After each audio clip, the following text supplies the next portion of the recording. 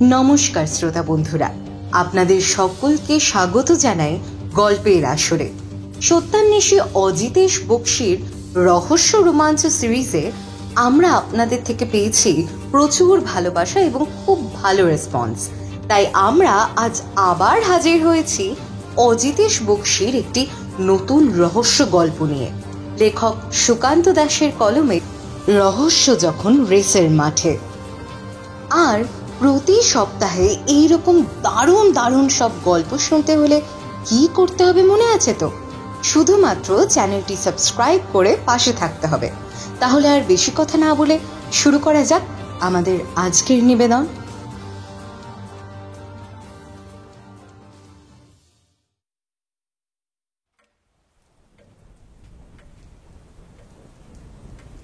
বৃষ্টি এলে সবচেয়ে বেশি ভালো লাগে খিচুড়ি আর বেগুন ভাজা। তাই আজ সকাল থেকে যখন ঝিরঝিরে বৃষ্টি নিয়ে আকাশ কালো করে এলো, তখন অজিতেশ তার কাজের টেবিলের উপর দুটো হাত রেখে ঘোষণার ভঙ্গিতে বলল, ইন্দ্র, তোমার বৌঠানকে বলে দাও আজ দুপুরে মুগের ডালের খিচুড়ি আর গোল গোল লাল করে বেগুন ভাজা বরাদ্দ হোক এই বন্দীদের জন্য। আমি অজিতেশের কথার উত্তর না দিয়ে জোর গলায় বললাম, বৌঠান, তোমার বন্দির শেষ ইচ্ছে হয়েছে খিচুড়ি আর বেগুন ভাজা খাবে। অজিতেশ নিঃশব্দে সামান্য হাসল, তারপর বলল, বৃষ্টি এলে কিন্তু বেশ অন্যরকম হয়ে যায় সবকিছু। কি বলো? তুমি তো আরো ভালো বুঝবে, তুমি যে কলম চালাও। যারা কলম চালায় তারা যে সবার থেকে এই সাধারণ ব্যাপারগুলো ভালো বুঝবে এ ধারণা কিন্তু ভুল। ফারাক একটা আছে, তবে তা অন্য জায়গায়। তা কি ফারাক বলো শুনি। আমি ভালো করে চেয়ারে হেলান দিয়ে বললাম, মনে করো একজন লেখক আর একজন সাধারণ মানুষ এক সময়ে একটাই দৃশ্য দেখছে। তার মানে এই নয় যে সাধারণ একজন মানুষ এই দৃশ্য দেখে যা ভাবছে তা লেখকের ভাবনার চেয়ে কম। আসল সমস্যাটা হলো লেখক অতি সাধারণ ব্যাপারটাকে এত রঞ্জিত করে বা সুন্দর করে বলতে বা লিখতে পারবেন, তা সাধারণ মানুষ হয়তো পারবে না। অথচ সে হয়তো ভেবেছে আরো বেশি কিছুই। বেড়ে বলেছ, কিন্তু তোমার তো দার্শনিক হওয়ার কথা ছিল ইন্দ্র। আচ্ছা, এবার বলো তো এই ফারাকের জন্য দায়ী কি? এই রে, এটা তো ভেবে দেখিনি। মনে হয় একজন লেখক আর একজন সাধারণ মানুষ তাই। অনেকটাই তাই, তবে আসল কারণটা হলো অভ্যেস। যেমন ধরো, এই যে রান্নাঘরে তোমার বৌঠান রান্নার সময় জানেন কোথায় নুন আছে কোথায় লঙ্কা আছে। আমরা রান্নাঘরে গেলে তা খুঁজেই মরবো শুধু। তেমনই লেখক লেখার সময় শব্দ কিংবা কথা খুঁজে পাবে খুব সহজেই, কারণ তার অভ্যেসই তাই। আর সাধারণ মানুষ মনে মনে ভাবলেও হাতড়ে বেড়াবে এদিক ওদিক। মানুষের মনের কত ফারাক, তাই না অজিতেশ? একই বয়সের একই বৈশিষ্ট্যের মানুষের মধ্যেও অনেক পার্থক্য দেখা যায়। এ তো অতি সাধারণ ব্যাপার। পৃথিবীর বুকে সবচেয়ে রহস্যময় হলো মানুষের মন, বিশেষ করে তা যদি হয়। অজিতেশ কি যেন বলতে গিয়েও থেমে গেল, কারণ কৃষ্ণা কুমারী ঘরে এসে ঢুকেছে। দরজা দিয়ে ঢুকে আমায় উদ্দেশ্য করে কৃষ্ণা কুমারী বলল, ঠাকুরপো, ঘরে বেগুন নেই, বেগুন ভাজা হবে কি করে? ইন্দ্র, আমার আজ খিচুড়ি আর বেগুন ভাজাই চাই, তাই এর অন্যথা হবে না। ঠাকুরপো, বেগুন ভাজা খেতে হলে বাজার থেকে বেগুন নিয়ে আসতে হবে, এই আমি বলে রাখলাম। বলেই কৃষ্ণা কুমারী রান্নাঘরের দিকে চলে গেল। আবার অজিতেশ বেশ জোরের সাথেই বলল, ওসব আমি জানি না। বৃষ্টির দিনে খিচুড়ি আর বেগুন ভাজা না হলে জমে নাকি? শান্তি নেই কোথাও। অজিতেশ আর কৃষ্ণা কুমারীর এভাবে আমায় মধ্যমণি করে কথা বলার কারণ পাঠকের অজানা থাকার কারণ নয়। তবুও যারা অবাক হয়েছেন তাদের জন্য পুরোটা জানিয়ে রাখি। অজিতেশ আর কৃষ্ণা কুমারী যখন ঝগড়া করে তখন তাদের সরাসরি কথা বলা, এমনকি মুখ দেখাও বন্ধ থাকে। তখন তাদের কথা এভাবেই চলে। আমি ব্যাপারটা বেশ উপভোগ করে থাকি। এই কালই তাদের আবার ঝগড়া হয়েছে। ঝগড়ার বিষয় অতি সামান্য। অজিতেশ কোনো কালেই যথেষ্ট গোছানো ছিল না। তার অগোছালো আর উদাসী ভাবটা মাঝে মাঝে অতিরিক্ত হয়ে পড়ে। বিশেষ করে যখন হাতে কোনো কেস থাকে না, তখন তার এই প্রায় সন্ন্যাসী ভাবটা প্রবল হয়ে ওঠে। কাল সকালে নিজের অগোছালো ঘরটা গোছাতে গিয়েই বিপত্তি। কৃষ্ণা কুমারীর শখের ফুলদানিটা মেঝেতে ফেলে ভেঙে চৌচির। আসলে টেবিলের কভারের উপরে ফুলদানিটা এক কোণে কোনো রকমে নিজেকে বাঁচিয়ে রেখেছিল। অজিতেশ কভারটা তুলে নামাতে যেতেই ফুলদানিটা মেঝেতে পড়ে শব্দ করে ভেঙে যায়। রান্নাঘর থেকে কৃষ্ণাকুমারী যতক্ষণ এসে দাঁড়িয়েছে, অজিতেশ দ্রুততার সাথে ভাঙা ফুলদানির টুকরোগুলো গুছিয়ে ফেলেছে।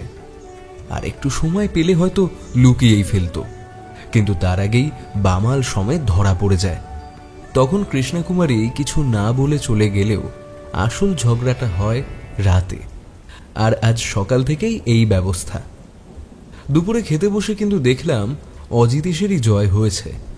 গরম খিচুড়ি, আলু ভাজা, বেগুন ভাজা আর ডিমের অমলেট। অজিতেশ হাত ঘষতে ঘষতে একটা অদ্ভুত শব্দ করে বলল, এই না হলে ভারতবর্ষের গৃহ আইন যতই বন্দী হোক না কেন, তার ইচ্ছেরও দাম দেওয়া হয়। বৌঠান, তুমি যে বললে বাড়িতে বেগুন নেই। ছিল নাই তো, নেহাত কাকা বাজারে গিয়ে নিয়ে এলো তাই। বাহ কাকা, তোমার জবাব নেই। সেই তো, আর আমি যে রান্না করলাম তার বেলা কিছুই নয়। অজিতেশ বেগুন ভাজায় কামড় দিয়ে বলল, এই ইন্দ্র, কোথাও কি কিছু পুড়ছে? কেমন পোড়া পোড়া গন্ধ বেরোচ্ছে একটা। সে আমি কি করে বলবো, আমি তো পাচ্ছি না। অজিতেশ আমার দিকে তাকিয়ে বলল, পাচ্ছ না নাকি পেতে চাইছো না? থাক, অনেক হয়েছে। আমার কত স্বাদের ফুলদানিটা তুমি ভেঙে ফেললে।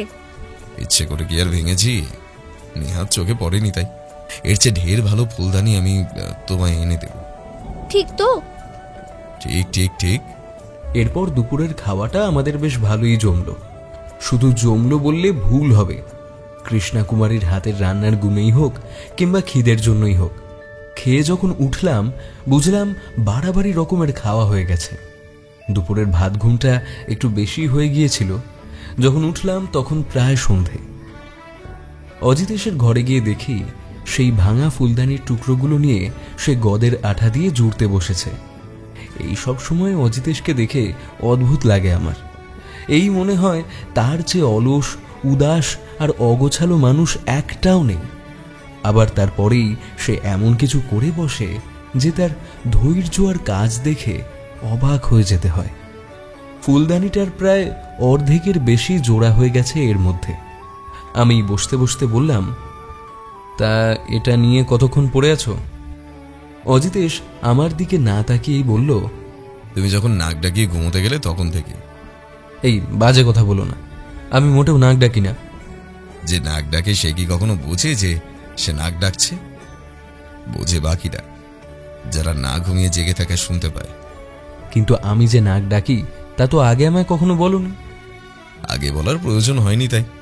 এর মাঝেই কৃষ্ণাকুমারী চা নিয়ে এলো 1 কাপ। আমায় দেখে বলল, ও ঠাকুরপো, তুমি উঠে পড়েছো? কাকা, আরেক কাপ চা দিয়ে যাও তো। বুঠান, একটা সত্যি কথা বলো তো, আমি কি নাক ডাকি? কৃষ্ণাকুমারী অবাক হয়ে বলল, নিশ্চয়ই ও বলেছে। যত সব বাজে কথা, নাক তো ও ডাকি। উফ, সারা রাত সে কি যে ডাক, যেন মেঘ ডাকছে। এরকম সহজে মিথ্যে কথা হয়ে গেল না। আমি যদি নাক ডাকতাম তাহলে কি তুমি আমায় তোমার পাশে শুতে দিতে? সেই সৌভাগ্য কি তাহলে আমার হতো?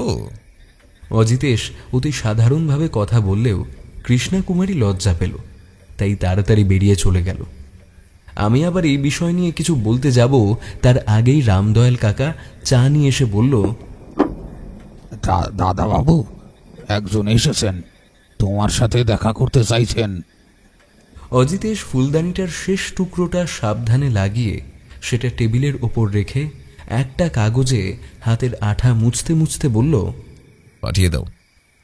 আমি চায়ের কাপ মুখে তুলেছি, ঠিক এমন সময় ঘরে এসে যিনি ঢুকলেন তাকে দেখে সিনেমার সেই কাউবয়ের কথা মনে পড়ে যায়। সিনেমার পর্দায় দেখা ঘোড়ার পিঠে বসা, খাকি পোশাক আর হ্যাট পরিহিত যে মানুষ দেখা যায়, তার সাথে এনার পার্থক্য শুধু ইনি হেঁটে এসে ঘরে ঢুকলেন তাতেই।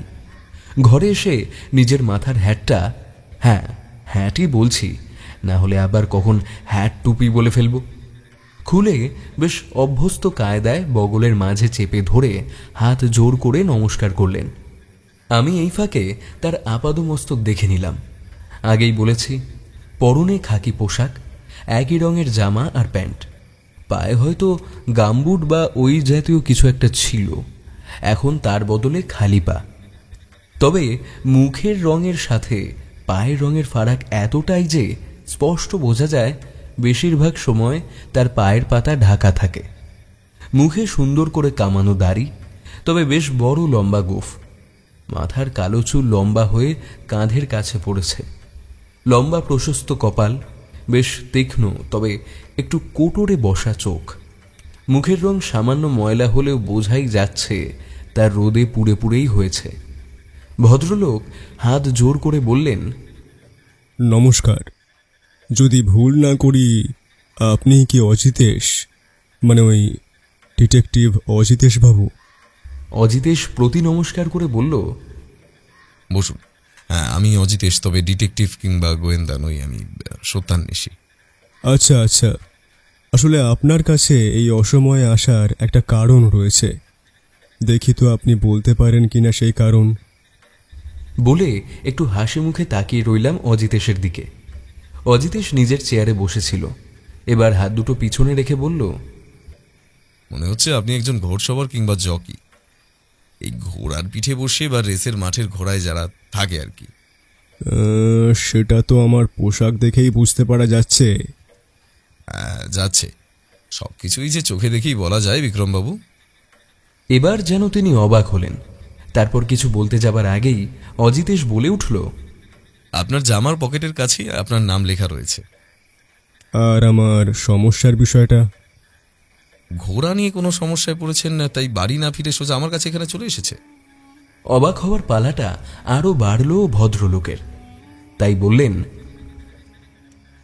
হ্যাঁ, সোজা আপনার কাছেই তো এসেছি, কিন্তু আপনি কিভাবে ধরলেন? জামার কলারের কাজটা ঘামে ভিজে দাগ হয়ে আছে। আপনি যদি বাড়ি ফিরতেন তাহলে নিশ্চয়ই অন্য জামা পরতেন। আপনার লক্ষ্য করার ক্ষমতা বেশ ভালো। হ্যাঁ, আমি একেবারে মাঠ থেকেই আসছি। আসলে একটা অদ্ভুত সমস্যায় পড়েছি, তার জন্যই আপনার কাছে আসা। সব শুনবো আপনার কথা, তার আগে আমার একটা প্রশ্ন। হ্যাঁ বলুন। আপনি কি কাদা কিংবা জলের মধ্যে হেঁটেছেন? আজ বৃষ্টি হয়ে একটু সমস্যায় ফেলে দিয়েছে, সেই সব গুছিয়েই আসতে হয়েছে। কিন্তু কেন বলুন তো? এমনি কিছুই নয়, আপনি বলুন আপনার কি বলার আছে। বিক্রমবাবুর জন্য চা এসে গেছিল, সেটা তুলে নিয়ে এক চুমুক দিল। তারপর বলল, শুরুটা ঠিক কোথা থেকে করলো বুঝতে পারছি না, তবে শুনুন। আমার নাম বিক্রম জয়সওয়াল। আমার আসল বাড়ি এখানে নয়, উত্তরপ্রদেশের কাছে। প্রায় বছর 20 হলো আমি এখানে আছি। আমার কাজ হলো যাকে বলো ওই জকি, মানে ঘোড়া চালানো, ঘোড়াকে ট্রেনিং দেওয়া, এইসবই আমার কাজ। কলকাতার রেসের মাঠে আমি প্রায় 5 বছর ধরে ঘোড়া চালাচ্ছি। বললে মোটেই বেশি বলা হবে না যে সপ্তাহে যে একবার ঘোড়ার রেস হয়, তাতে আমার ঘোড়া লক্ষ্মী বেশিরভাগই জেতে। আসলে ওইরকম একটা তেজি ঘোড়া এই শহরে আর কারুর কাছে আছে বলে আমার মনে হয় না। হ্যাঁ, মাঝে মাঝে যে হারি নি তা বলবো না, তবে তা আমার ভুলে কিংবা লক্ষ্মীর অন্য মনস্ক হয়ে যাওয়ার জন্যই। আমি কিন্তু ঘোড়ার রেসে জেতা পয়সা পুরোটা একা নিই না। আমার আস্তাবলের অন্য ঘোড়া আর কাজের জন্য যারা সাহায্য করে তাদের পিছনে খরচা করতেই চলে যায় সবটা। তাছাড়া একটা অনাথ আশ্রমের জন্য মাসে বেশ কিছু টাকাও দিয়ে থাকি। অজিতেশবাবু, পয়সা হলো বালির মতো। এই আজ আমার হাতে আছে, তো কাল আমার হাত গলে গিয়ে বসবে হয়তো আপনার হাতে, তারপর আবার আপনার হাতে গলে অন্য কারুর হাতে।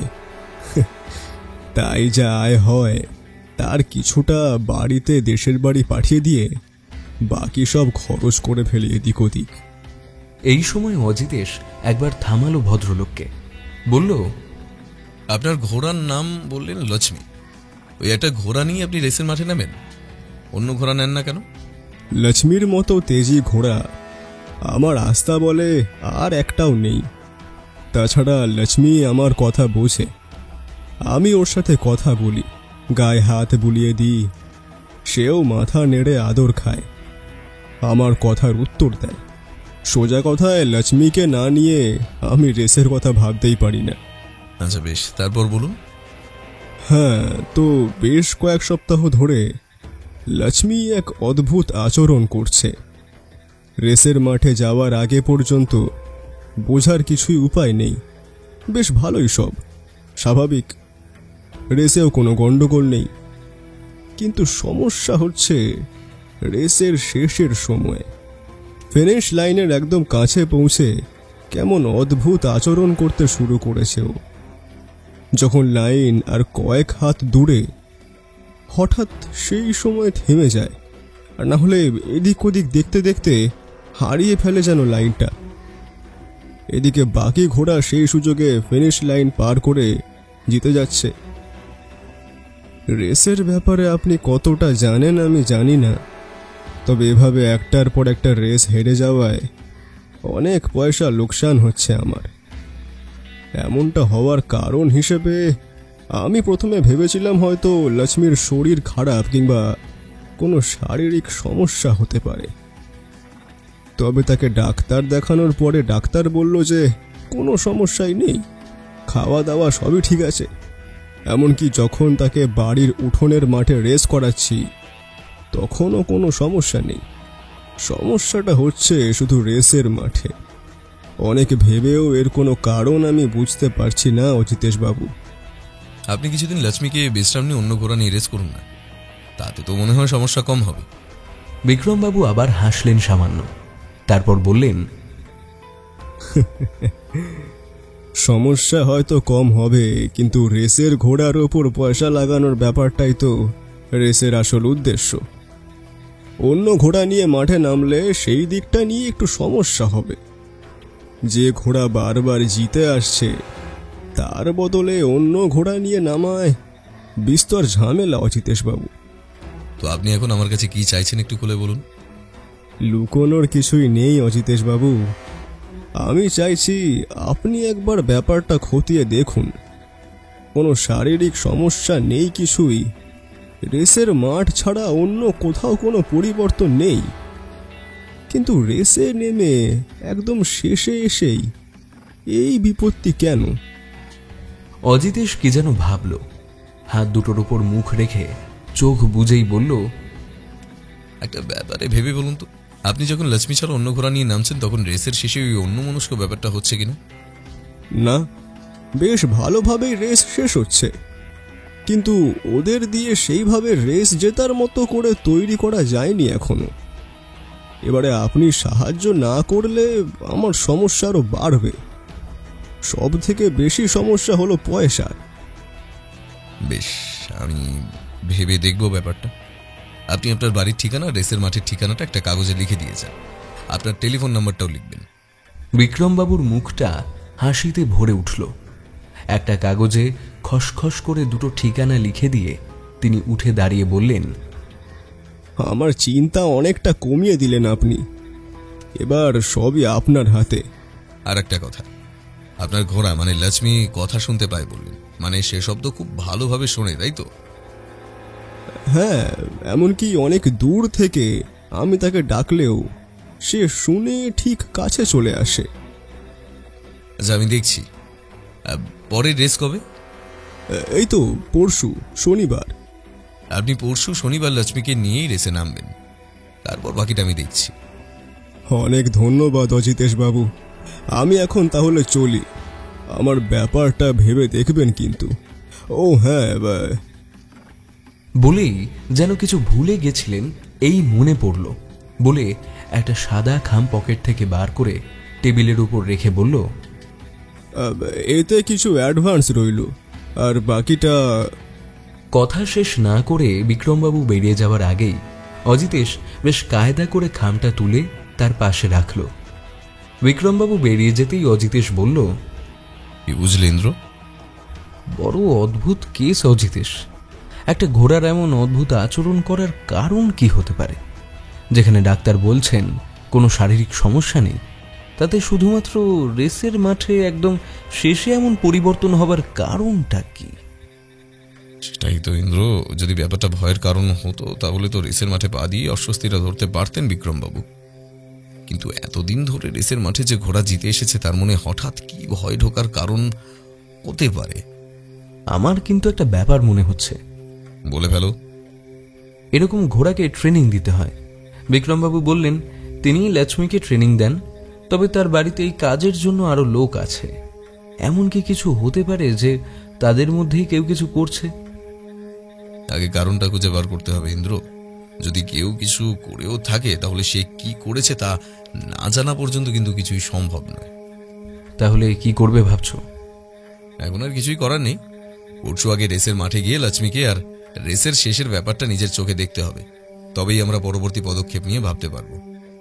বিক্রমবাবুর বাড়িতে গিয়ে দেখলেই তো হয়। সে তো যেতেই হবে, তবে ধাপে ধাপে। টাইম সেখানে হবে, সেই স্পটটা আগে না দেখে ভিকটিমের বাড়িতে গিয়ে কোনো লাভ হবে? আগে ক্রাইম স্পট দেখা দরকার। বিক্রমবাবু অ্যাডভান্স দিয়ে গেছেন, তার এই খারাপ সময়েও তার মানে ব্যাপারটা তার কাছে খুবই গুরুত্বপূর্ণ। অযথা ভুল বলে কিংবা সময় নষ্ট করে লাভ নেই। প্রথমে রেসের মাঠে, তারপরেই বিক্রমবাবুর বাড়ির রাস্তা বল, তার আগে অন্য কিচ্ছু না। তবে তাই হোক, তুমি যা ভালো বোঝো। অজিতেশ আর কিছু বলল না। নিজের চেয়ার ছেড়ে উঠে দাঁড়িয়ে জানালার কাছে গেল। তারপর আমায় বলল, ইন্দ্র, বৃষ্টিটা ধরে এসেছে, তুমি একটু বসো, আমি চট করে একটা কাজ ছেড়ে আসি। এই শুরু হলো। কেস হাতে আসতে না আসতেই আমায় ছাড়া বেরিয়ে পড়া শুরু। এ তোমার ভারী অন্যায় অজিতেশ। আহা, কেস হাতে এসেছে সবে, কাজ তো শুরু করিনি, এখনই এত অধৈর্য হচ্ছ কেন? আমার একটা অন্য কাজ আছে। বলতে বলতে পাঞ্জাবিটা গায়ে চাপিয়ে বেরিয়ে যেতে যেতে বলল, ঘোড়ার রেসের কেস ইন্দ্র, ঘোড়ার ব্যাপারে একটু না জানলে এগোনো যাবে না। শুভ সন্ধ্যা। অজিতেশ বেরিয়ে যেতেই আমি আর কি করব ভেবে অজিতেশের ঘর থেকে বেরিয়ে আমার ঘরে এসে ঢুকলাম। তারপর খাতা আর কলম টেনে নিয়ে আগের কেসের ধারা বিবরণী লিখে রাখতে লাগলাম যতটা মনে পড়ে। এই ব্যাপারেও অজিতেশের সাহায্য যে আমার বারবার লাগে সেই ব্যাপারে নিশ্চিত হয়ে গেলাম আমি। অজিতেশ ফিরল অনেক রাতে। যখন সে এলো তখন আমি আর কৃষ্ণকুমারী তার ঘরে বসে গল্প করছি। আমাদের উদ্দেশ্য করে অজিতেশ বলল, তা কি রাজা উজির মারলে তোমরা? কৃষ্ণকুমারী জোরের সাথেই বলল, তুমি কি একাই মারতে পারো তা? আমরা পারি না? সে না হয় ঘরে বসে কথায় কথায় হলো, তোমার চেয়ে আমাদের বুদ্ধি আর কম কিসে? সেই কথা অস্বীকার করে এমন আহাম্মক কি আর আছে? তুমি যে আমার বুদ্ধির ঘরে ধুনো দিয়ে তা জ্বালিয়ে রেখেছ তা তো স্বীকার করতেই হয়। আমি হাসলাম, কিছু বললাম না। অজিতেশ যে কৃষ্ণকুমারীকে খোঁচা মেরি কথাটা বলল তা আমি স্পষ্ট বুঝলাম, তাই ব্যাপারটা আর একটু রসপ্রদ করার জন্য বললাম, এমন একটা কেস আছে যাতে কিন্তু অজিতেশও নাকানি চোবানি খাচ্ছে ও ওঠান। তুমি যদি কিছু কিনারা করতে পারো। আমার কথা শেষ হতেই অজিতেশ ফাঁকা চেয়ারে বসে বলল, ভালো কথা মনে করিয়েছ ইন্দ্র। দেখো কৃষ্ণা, রেসের মাঠে যে অনেক ঘোড়া একসাথে দৌড়য় প্রথম হবার জন্য তা তো তোমরা জানোই। কৃষ্ণকুমারী মাথা নাড়িয়ে উৎসুক চোখে তাকিয়ে রইল। এবার একটা ঘোড়া প্রতিবার ওই রেস জিতে এসেছে, কিন্তু সম্প্রতি কোনো এক অজানা কারণে ঠিক রেস শেষ হওয়ার মুহূর্তে ঘোড়াটা বেগরবাই করে রেসে হেরে যাচ্ছে। কোনো কারণে ভয় পাচ্ছ না তো? কিছু দেখে ভয় পেলে তো সেটা ঘোড়ার পিঠে বসে থাকা লোকটাও দেখতে পেত। আর রেস শেষ হওয়ার মুহূর্তেই কেন ব্যাপারটা হবে?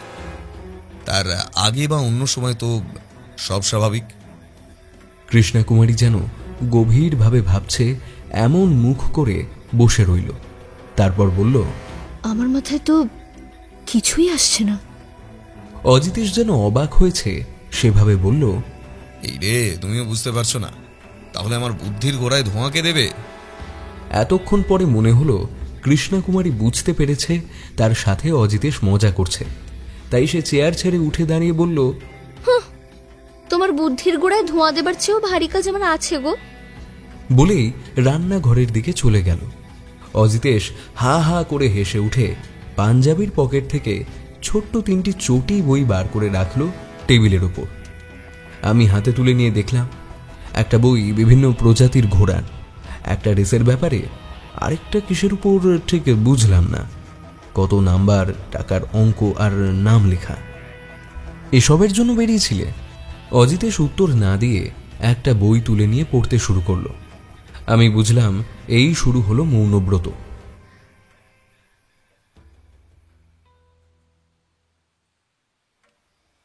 পরের দিনটা অতি সাধারণভাবেই কেটে গেল। অজিতেশ বাড়িতেই ছিল সারাদিন। মাঝে একবার দুপুরে খাবার পরে কোথায় বেরিয়েছিল, সেখান থেকে ফিরে এলো ঘন্টা 2 পরেই। সারাদিন আমি আগের কেসের ব্যাপারে লিখতে লাগলাম, আর মাঝে মাঝেই অজিতেশকে প্রশ্ন করে ভুলে যাওয়া ব্যাপারগুলো জেনে নিতে লাগলাম। আর বলার মতো তেমন কিছু ঘটল না। কৃষ্ণাকুমারীও যেন না বলাতেই বুঝতে পেরেছিল অজিতেশ নতুন কেস নিয়ে ঘেটে, তাই খেতে বসে অন্যমনস্কভাবে আর একটু হলে ডালের বাটিটা ফেলে দিচ্ছিল দেখেও কিছু বলল না।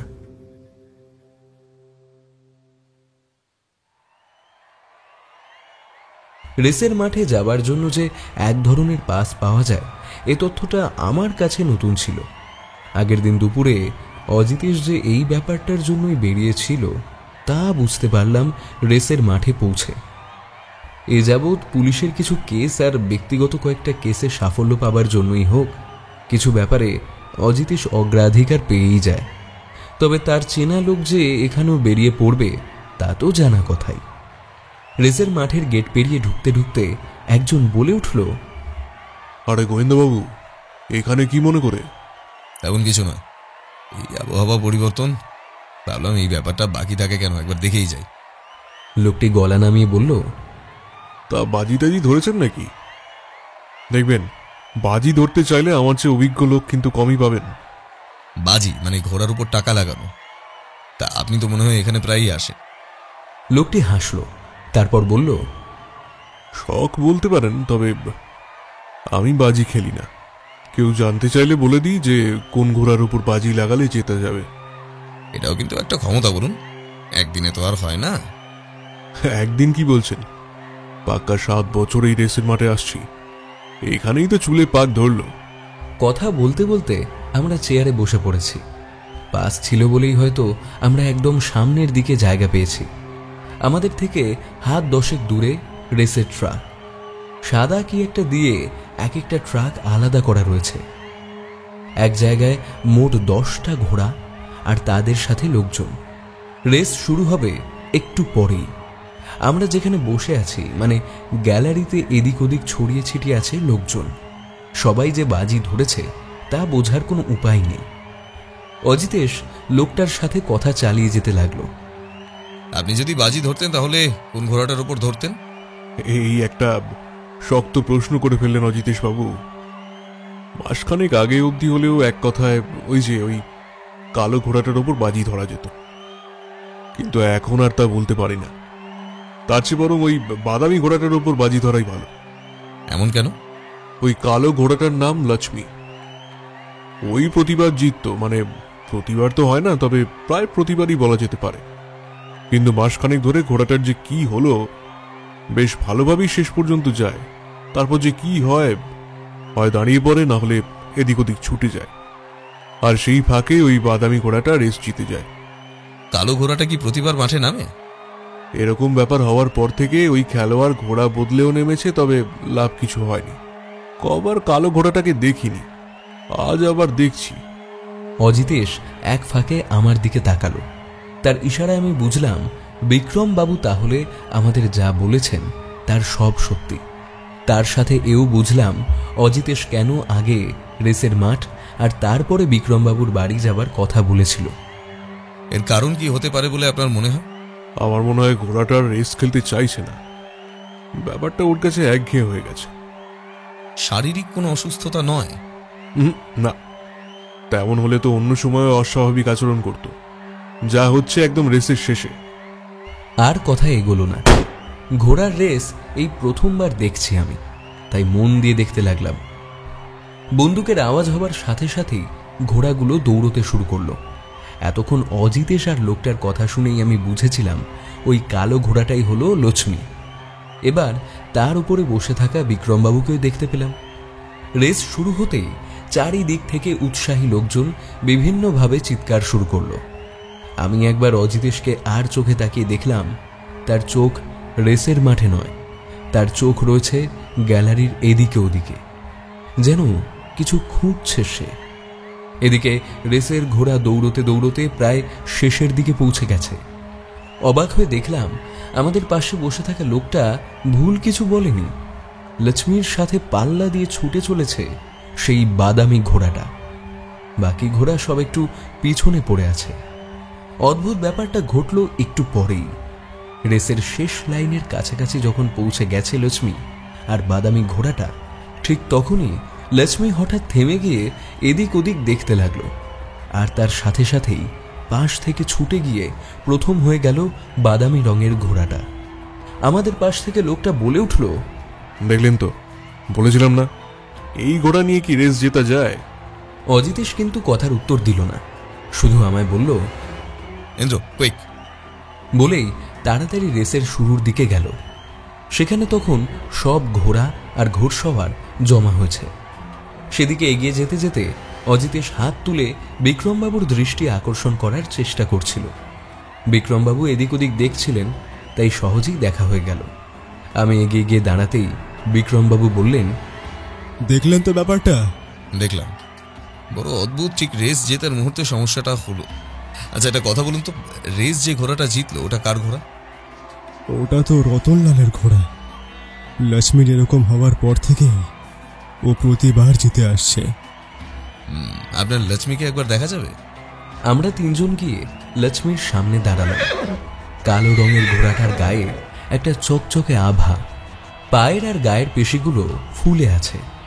গায়ে একটা কেমন গন্ধ, প্রত্যেক ঘোড়ার গায়েই বোধহয় এমন গন্ধ থাকে। বেশ ভালোভাবেই যে তার পরিচর্যা করা হয় তা বোঝাই যাচ্ছে।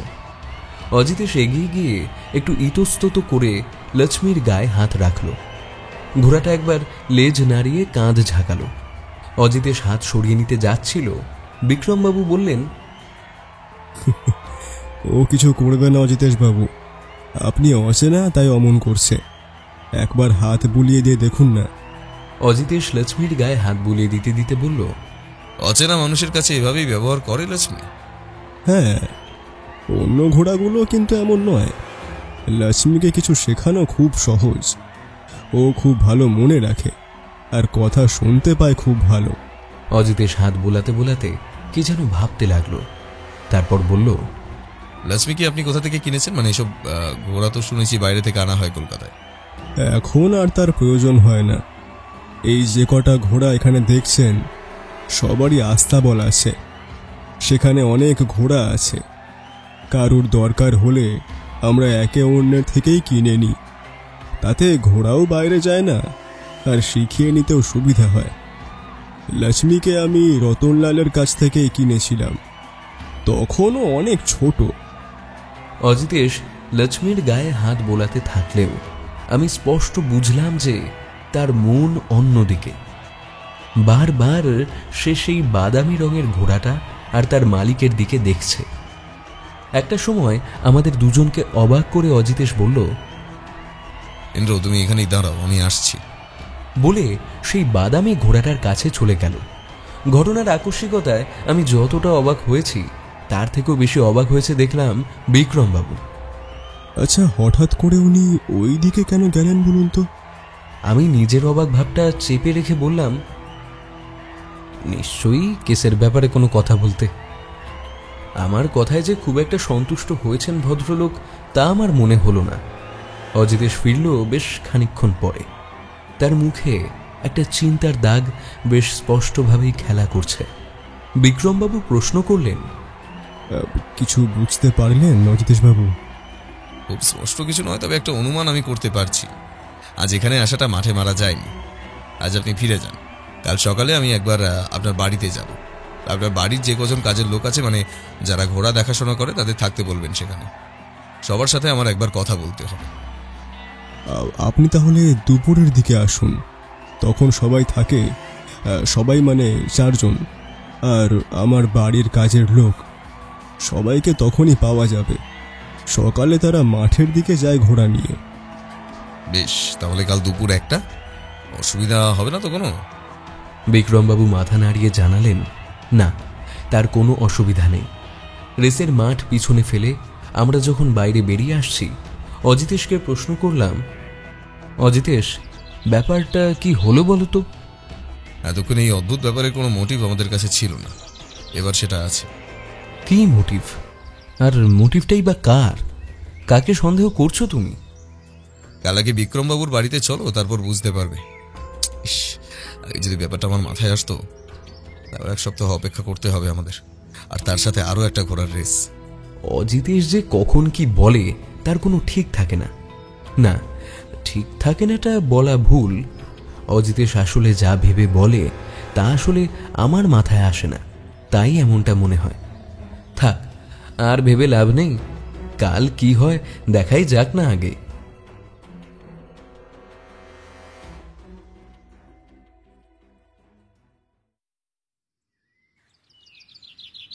বিক্রমবাবুর বাড়িতে আমরা পৌঁছে গেলাম 1টার আগেই।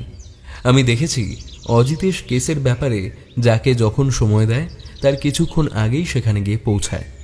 এই ব্যাপারে তাকে একবার জিজ্ঞাসা করায় সে বলেছিল, কেস শেষ না হওয়া পর্যন্ত আমাদের পক্ষে জানা সম্ভব নয় আসল দোষী কে। তাই নির্দিষ্ট সময়ে পৌঁছানো মানে তাকে সময় দিয়ে দেওয়া, নিজেকে আড়াল করার।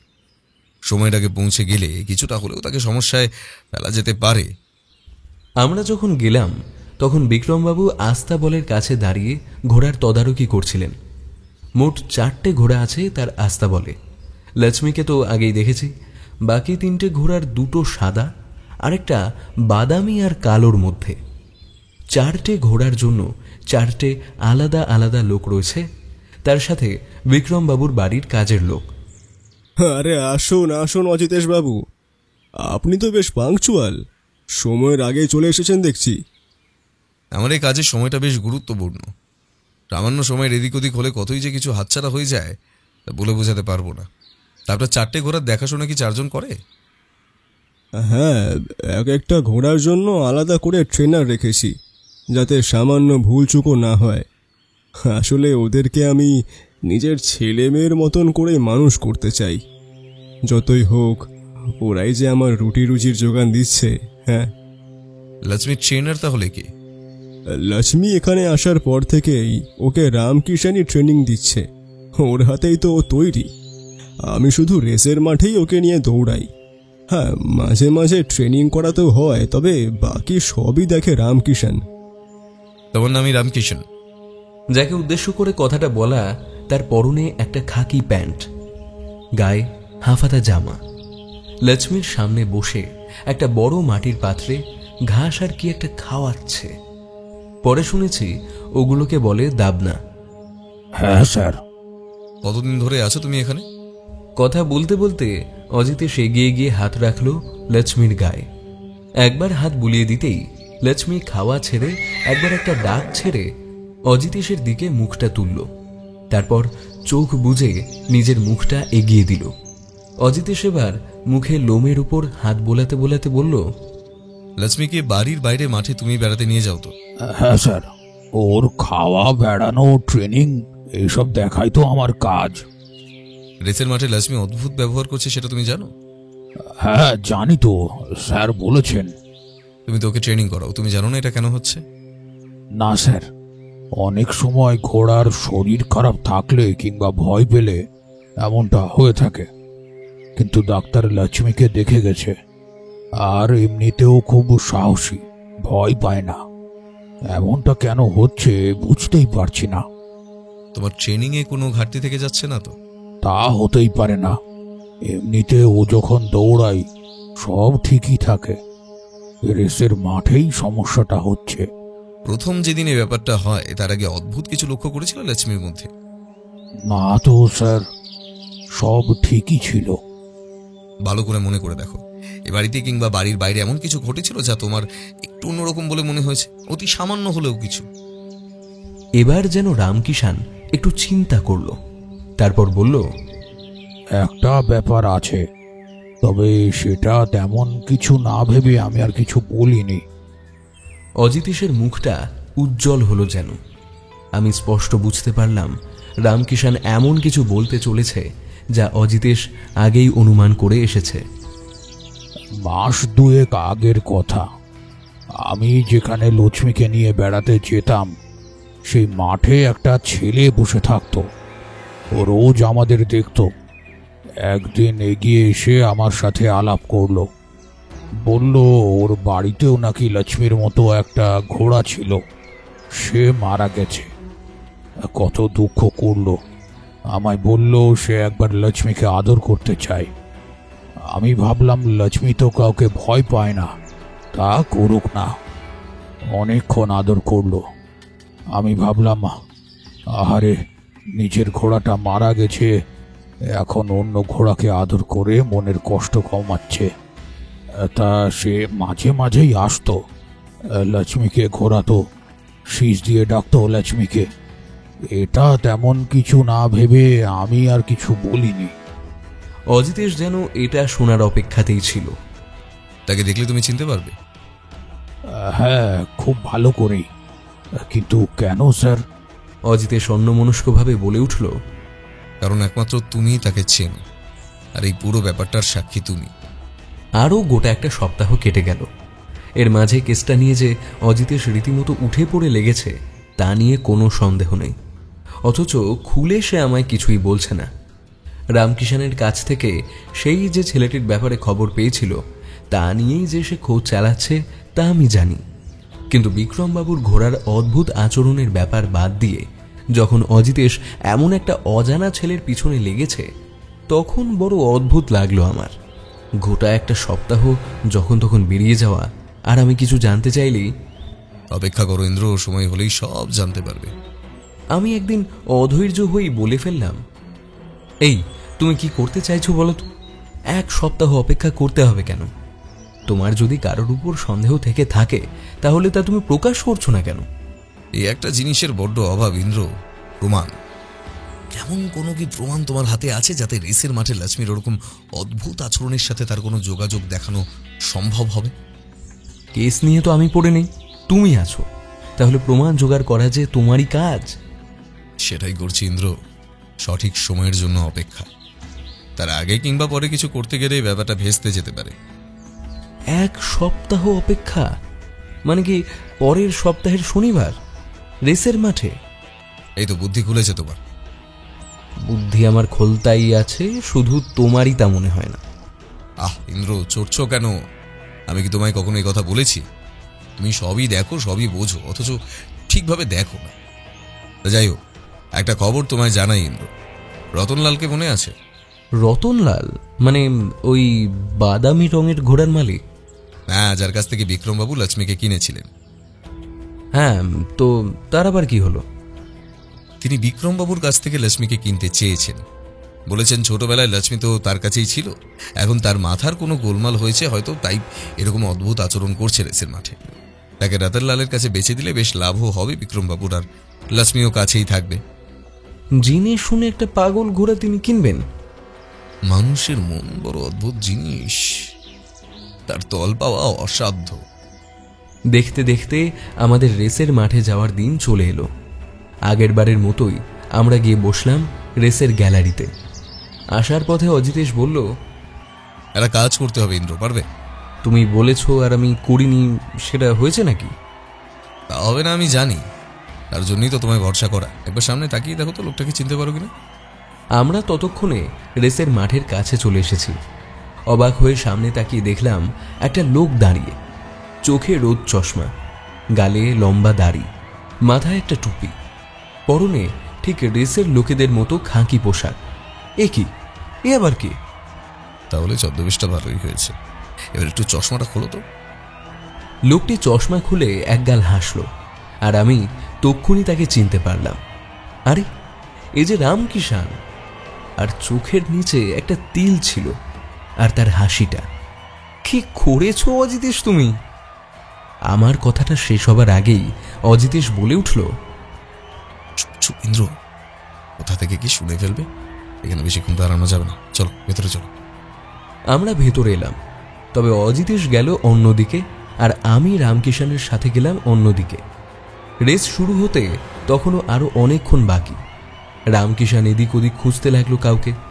আমায় অজিতেশ বলেছিল রামকিষানের থেকে একটু দূরে থেকে ওর উপর নজর রাখতে, যাতে ওর কোনো বিপদ না হয়। আমি বিপদের কথা শুনে বলেছিলাম, আবার বিপদের সম্ভাবনা আছে। আমি একটু দূর থেকে রামকিষানকে লক্ষ্য রাখতে শুরু করলাম। চেয়ারের পাশ থেকে এদিক ওদিক হয়ে আমরা গ্যালারিটাকে প্রদক্ষিণ করছি। একবার তাকিয়ে দেখলাম বিক্রমবাবু তার ঘোড়া লক্ষ্মীকে নিয়ে আবার রেসের জন্য তৈরি হচ্ছে। আবার হারবে নাকি লোকটা? না, অজিতেশ যে কি করতে চাইছে আমার মাথায় ঢুকছে না। এদিকে তাকিয়ে দেখি অবাক কাণ্ড। রামকিষান একটা চেয়ারে বসে পড়েছে। আমার সাথে চোখাচোখি হতেই সে হাত নেড়ে আমায় কাছে ডাকলো। আমি তার পিছনের চেয়ারে বসতেই আস্তে আস্তে বলল, সামনের দিকে চেয়ারে দেখুন যে ছেলেটা বসে আছে, সেই এসেছিল আমার কাছে মাঠে। এবার পুরো ব্যাপারটা আমার কাছে পরিষ্কার হয়ে গেল। অজিতেশ কেন রামকিষানকে ছদ্মবেশে এখানে নিয়ে এসেছে, কিন্তু এর সাথে লক্ষ্মীর অদ্ভুত আচরণের কি সম্পর্ক? আমার মাথা ভো ভো করতে লাগলো। সব চিন্তা মাথা থেকে ঝেড়ে ফেলে আমি সামনের দিকে তাকালাম। রেস শুরু হচ্ছে তখন। একটা ব্যাপার এবার লক্ষ্য করলাম, আমরা যেখানে বসে আছি সে জায়গাটা রেসের ফিনিশ লাইনের একদম কাছে। ব্যাপারটা মনে হতেই বিক্রমবাবুর বাড়িতে তার বলা একটা কথা মনে পড়ে গেল আমার। আর তার সাথে সাথেই বিদ্যুৎ চমকের মতো একটা কথা আমার মাথায় এলো, সর্বনাশ, এই কি তাহলে হতে পারে? কথাটা মাথায় আসতেই রেস শুরু হলো, আর আমি দেখলাম ঘোড়াগুলো ধীরে ধীরে এগিয়ে যাচ্ছে রেসের লাইনের দিকে। আজও প্রথমে লক্ষ্মী আর সেই বাদামি ঘোড়াটা। যত তারা এগিয়ে যাচ্ছে ততই আমার মাথার ভিতর যেন সম্ভাবনাটা তীব্র হচ্ছে। আমি চোখের সামনে যেন দেখতে পাচ্ছি, যেন কাঁধের উপর একটা হাত পড়ল। আমি চমকে উঠতে যাবার আগেই অজিতেশ বলল, শব্দ করো না, চুপ করে বসে দেখো। আমি রুদ্ধশ্বাসে দেখে যাচ্ছি, এক্ষুনি যেন এক্ষুনি কিছু একটা ঘটবে। এক্ষুনি এমন কিছু একটা ঘটবে যার ভাবনা একমাত্র অজিতেশের মাথায় আছে। ঘোড়া দুটো আমাদের সামনে এসে পড়েছে, আর মাত্র 3 হাত। 1, 2, 3 গোনার আগেই একটা অদ্ভুত কাণ্ড ঘটল। আমাদের সামনে বসে থাকা সেই ছেলেটা দাঁড়িয়ে মুখে একটা আঙুল পুড়ে একটা শব্দ করতে যাবে, এমন সময় রামকিষান ঝাঁপিয়ে পড়ে তার মুখ থেকে হাতটা সরিয়ে দিল। ঘটনার আকস্মিকতায় আমি যতটা অবাক হয়েছি ততটাই অবাক হয়েছে ছেলেটাও। অজিতেশও তার সামনে চলে গেছে। ছেলেটা অবাক হয়ে বলল, এ কি, কে আপনারা? আর আর আমাকে এইভাবে ধরার কারণটাই বা কি? বুঝতে পারছো না? দাঁড়াও, এক্ষুনি বুঝতে পারবে। বলেই রামকিষানকে ইশারা করতেই সে তার ছদ্মবেশ, দাড়ি, টুপি আর চশমা খুলে ফেলল। এবার ছেলেটা যেন ভয় পেয়ে গেল, চেয়ার ছেড়ে দৌড়ে বাইরের দিকে যেতে চাইল। কিন্তু রামকিষানকে আমরা যতটা সাধাসিধা আর সরল ভেবেছিলাম সে তা নয়। এক লাফে সে 3টে চেয়ার পেরিয়ে তার কাঁধের জামাটা খামচে ধরে মাটিতে পেড়ে ফেলল। তারপর বলল, তোর ঘোড়া মরেছে না? চা, আজ তোকেও তোর ঘোড়ার কাছেই পাঠিয়ে দিই। ছেলেটির তখন ভয়ে জড়সড় অবস্থা। আমায় ছেড়ে দিন, আমায় ছেড়ে দিন, আমি কিচ্ছু করিনি। আমরা কি আর তোমায় ধরবো? তোমায় ধরবে তো পুলিশ, তারপর 3rd ডিগ্রি দিলেই। আমি শুনেছি এখন আবার নাকি দড়িতে বেঁধে ঝুলিয়ে কি সব ভয়ানক ব্যাপার স্যাপার। আমি জানি অজিতেশের কথাগুলো তাকে শুনিয়েই বলল, দেখুন, আমাকে দয়া করে পুলিশে দেবেন না। আমি আমি আমি সব বলবো, আমি সব বলবো। ওই ওই ওই রতনলাল আমায় বলেছিল এইসব করতে, ওই রতনলাল। আর আর তার জন্য ও আমাকে ভালো টাকা পয়সাও দেয়। দয়া করুন, দয়া করে আমায় ছেড়ে দিন। ঠিক এমন সময় একটা চিৎকার উঠল। আমরা তাকিয়ে দেখলাম রেস শেষ, আর আজ জিতেছে বিক্রমবাবুর ঘোড়া লক্ষ্মী। পরের ব্যাপারটা খুব বেশি কিছু নয়, ব্যাপারটা পুলিশ পর্যন্ত যায়। চাপের মুখে রতনলাল বাবু সবটা স্বীকার করে নেন। লক্ষ্মী যখন একতরফাভাবে সব রেস জিতে যাচ্ছিল তখনই পরিকল্পনা করেন তিনি। লক্ষ্মীকে বেড়াতে নিয়ে যাওয়া রামকিষানের সাথে রতনলালের পাঠানো ছেলেটি বন্ধুত্ব করে। যেহেতু সেও ঘোড়া ট্রেনিং করাতো তাই এতে তার অসুবিধা হয় না। একটা বিশেষ শীষ দিয়ে সে লক্ষ্মীকে দাঁড়িয়ে যাবার ট্রেনিং দেয়। তারপর রেসের মাঠে ঠিক জেতার মুহূর্তে গ্যালারি থেকে সেই বিশেষ শীষ দিয়ে সে লক্ষ্মীকে থামিয়ে দিত। আর বিক্রমবাবু ভাবতেন লক্ষ্মীর কোনো সমস্যা হয়েছে। কেস সলভ করার জন্য বিক্রমবাবু অজিতেশকে আরও বেশ কিছু টাকা পারিশ্রমিক দেন, আর তার হাতটা শক্ত করে ধরে বলেছিলেন, অজিতেশ বাবু, আমার লক্ষ্মী কিন্তু খুব ভালো। ভালো মানুষ যেমন বোকা হয়, আমার লক্ষ্মীও বোকা, বেটা আদর পেয়ে শীষ চিনে রেখেছে, বোঝেইনি সে আমার ভাত মারছে। আমিও কেমন বোকা, একবার তো ভেবেছিলাম ওকে বেচেই দিই। বলে লক্ষ্মীর গায়ে হাত বোলাতে লাগলেন। আমার কেমন যেন মনে হলো তার চোখে জল, আর লক্ষ্মীও সেটা বুঝতে পেরে নিজের মুখটা তার মুখের কাছে এনে রাখল। বাড়িতে বসে চা খাচ্ছি, অজিতেশ খবরের কাগজ নিয়ে বসে। আমি বললাম, আচ্ছা অজিতেশ, শীষের কথাটা তোমার কখন মনে হলো? সত্যি বলতে প্রথম দিন যখন রেস দেখতে গেছিলাম সেদিন মনে হয়েছিল যেন শিশির পরেই লক্ষ্মী অদ্ভুত আচরণ করলো, কিন্তু তখন নিশ্চিত ছিলাম না, কারণ এমন তো হতেই পারে, অনেকেই শীষ দিতে পারে। তাহলে বিক্রমবাবু যখন বললেন লক্ষ্মী শব্দ চেনে খুব, আর রামকিশনের মুখে সেই ছেলেটার কথা শোনার পর আমার প্রথম খটকা লাগে। বাকি এই 7 দিনে রতনলালের কয়েকজন চেনা লোকের সাথে ঘুরে খবরটা বার করতে হয়েছে। ভাবা যায় এমনও হতে পারে? হতে পারে ইন্দ্র, মানুষ অর্থের জন্য করতে পারে না এমন কাজ নেই, শুধু শুধু এর মাঝে পড়ে লক্ষ্মীর মতো একটা অবলা প্রাণীর যত ভোগান্তি। আমি আর কিছু বললাম না। কৃষ্ণা কুমারী এসে বলল, তোমরা খাবে এসো।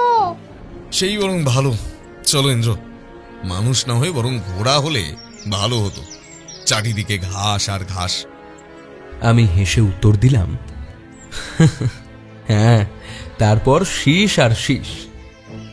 অজিতেশ হেসে উঠল, সাথে আমিও।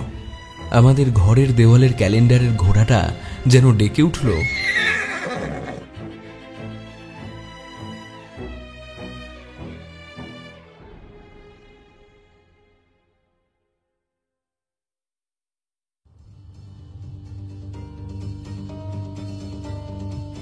এতক্ষণ আপনারা শুনছিলেন লেখক সুকান্ত দাসের কলমে রহস্য যখন রেসের মাঠে। তাহলে কেমন লাগলো আমাদের আজকের নিবেদন? কমেন্টে জানাতে ভুলবেন না কিন্তু। আর প্রতি সপ্তাহে দারুণ দারুণ সব গল্প শুনতে চ্যানেলটি সাবস্ক্রাইব করে পাশে থাকবেন। অসংখ্য ধন্যবাদ।